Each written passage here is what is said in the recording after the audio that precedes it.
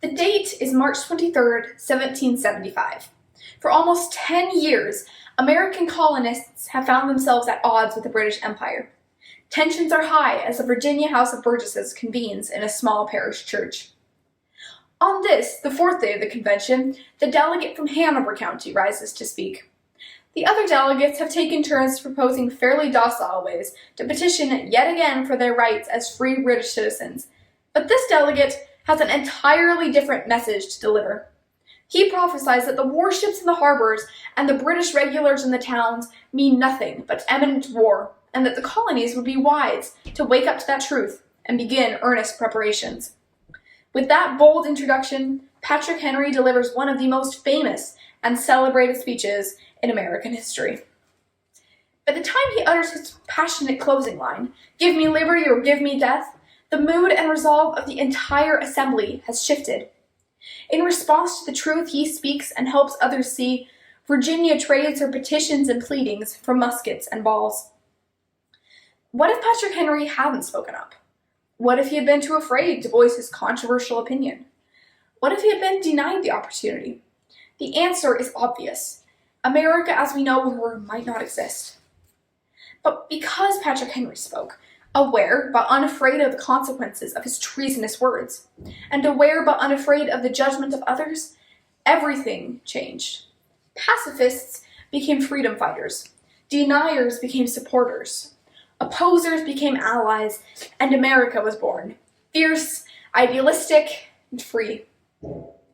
Today, many Americans seem to have forgotten the revolutionary spirit that fueled our nation's fight for independence. Too many neither understand nor respect the rights that Patrick Henry so eloquently defended and that our founding fathers enshrined in the Declaration of Independence and the Constitution. My generation, Gen Z as we're often called, is terrified of free speech. More accurately, a large and loud percentage of my peers are afraid of ideas and opinions that are different from their own. Young people on both sides of the political spectrum will do almost anything to keep themselves from hearing or reading triggering content. They ban speakers from college campuses, prohibit words not approved of as politically correct, and put trigger warnings on anything that might offend anyone.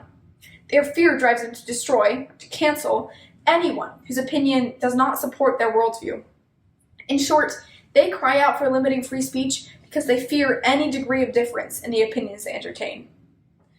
This disdain for diversity of thought is distressing, for if America ceases to embrace the value of free speech, she ceases to be America.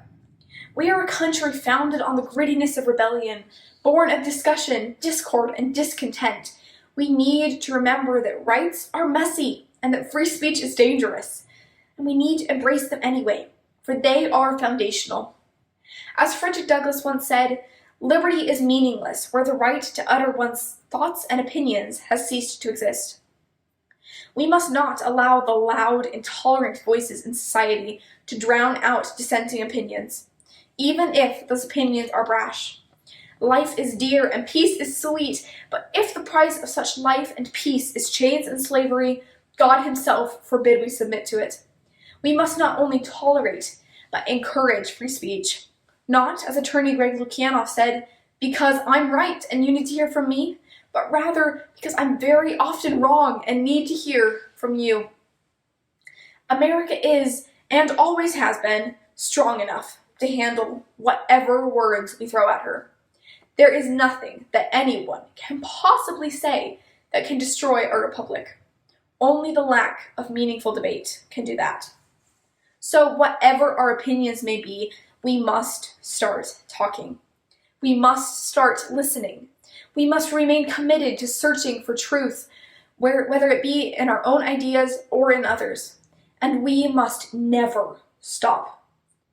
As long as we keep talking and listening with genuine humility and open-mindedness, we cast our verbal vote for liberty and encourage our peers to do the same. Patrick Henry, who so passionately used his voice to urge his peers to stand for freedom, would certainly be proud of us. Thank you.